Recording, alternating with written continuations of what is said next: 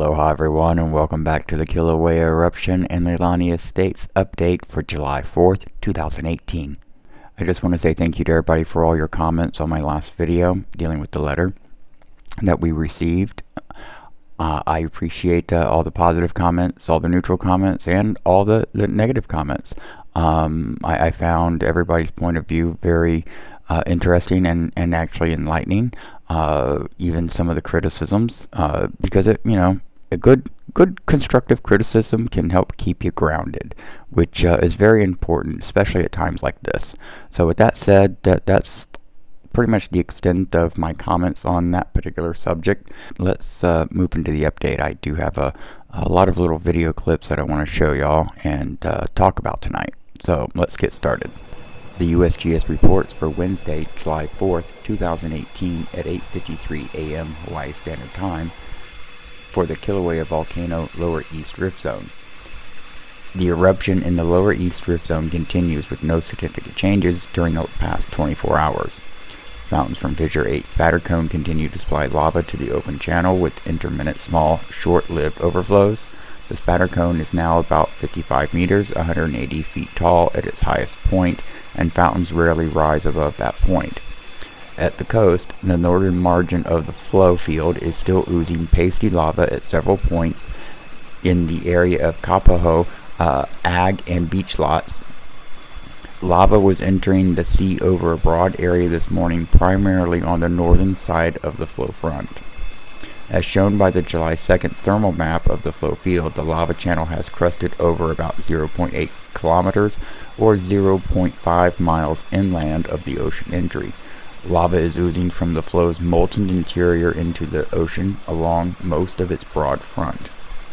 Temporary channel blockages of the Fissure 8 channel has caused minor overflows and were observed just north of the Kapaho crater by USGS and Civil Air Patrol overflights. Fissure 22 is spattering about 50 to 80 meters above a conical spatter cone and feeding a short lava flow that is moving slowly to the northeast along the edge of earlier flows. Up on the Kilauea Volcano summit, after the 2:17 a.m. July 3rd collapse explosion event, seismicity dropped abruptly for several hours, but has since returned to 20 to 40 earthquakes per hour, a number of which are in the magnitude 2 to 3 range. Another collapse explosion is expected within the next few hours. Inward slumping of the rim and walls of the Halemaumau continues in response to ongoing subsidence at the summit. And finally, the EPA air monitoring sensor readings for Leilani Estates. The Kapono sensor was reading at 9:35 p.m. Hawaii Standard Time for SO2 0 parts per million and for H2S 0 parts per million. However, earlier today at 6:15, I did note that the Kapono sensor for SO2 was reading 0.2 parts per million. The Highway 130 in Leilani Avenue sensor was reading at 9:38 p.m. SO2 0 parts per million and H2S 0 parts per million. And at about the same time, 6:15 p.m., that sensor was also reading 0 parts per million for both SO2 and H2S. Okay, well that does it for the update information. Now let's move on to those clips that I spoke about earlier that I want to show you and talk about. Some of it's pretty cool. First up, Kapaho crater, former home of the Green Lake.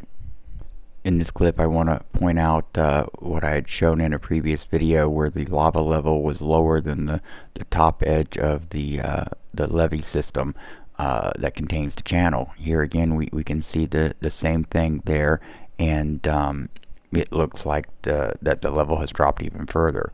I heard from a USGS, I think it was in the town hall meeting or a video somewhere, I really can't remember exactly where, but I do remember that it was USGS that said this, that basically the reason why it looks like that is that the lava river is kind of carving out the lava bed, kind of like a real river does. It kind of carves that channel, and over time it gets a little bit deeper. However, that is a slow process from what I understand. And here we have fissure 8. What I want to point out here is if you look there to the right of the cone, you see all the fumes and steam coming out of that little rift zone there, so to speak. That's, from what I understand, is actually considered part of fissure 8, and it's something like a side venting or something, but that is going up rift, so the lava that is coming out of fissure 8 is actually coming through that path first. So but now if we look over to the left of the fissure 8 cone, we see those two areas there that are fuming and steaming as well. From what I understand, that is fissure number 2 and fissure number 7. So what I want to point out with this is that the other fissures, that even though they're considered inactive, they are still, from what I understand, most of them, well, maybe not most of them, half of them, I don't know. It really depends, I guess, on the day.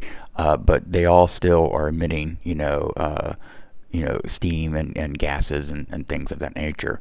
But no lava, except for 22. Now, if we follow down these, little fuming, spots in the video, that's basically traveling down the rift zone towards the northeast.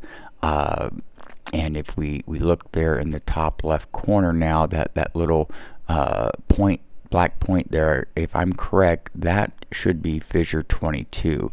I'm not absolutely certain about that, but looking at the map, and I know there was no other black mountains in the area.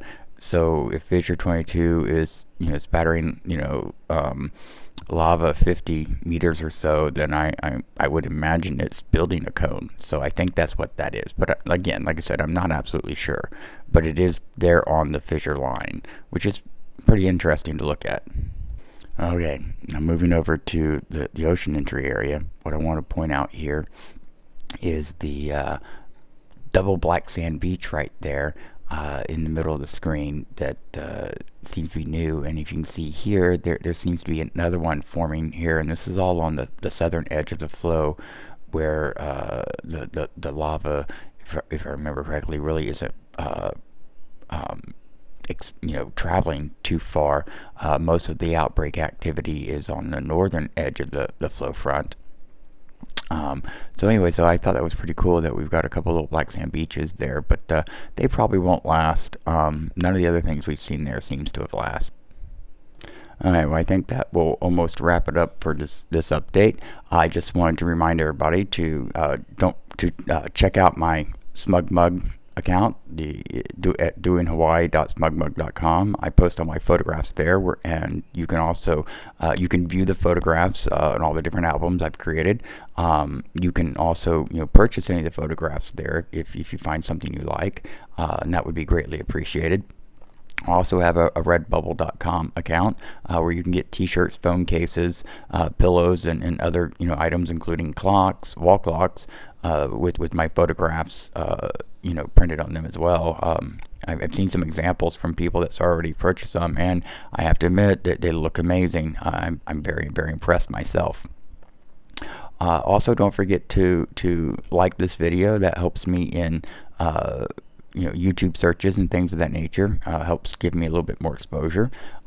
Also, yes, as some of you have already noticed and pointed out, the channel is monetized now. I got approval a few days ago, and I had been meaning to mention this in one of the last couple of videos, but it kind of got pushed off to the side, and kind of forgotten to be mentioned. My mistake. My apologies. So I appreciate the support, and I also understand that some people might find it a little inconvenient and undesirable, and unfortunately I have to apologize, but I need to find a way to supplement the lost income, and this is I have to admit a good way to do it. I never thought I'd be doing it like this. The whole idea of my YouTube channel was just something to do as fun, and and I kind of gave up on it years ago, and then this happened, and so, but I guess that story, you know, how the channel came about and what the purpose was, and what it is now, is a whole different video that I'll get into one day, perhaps. Anyways, I just want to say thank you to everybody for your support, your comments. Keep it coming.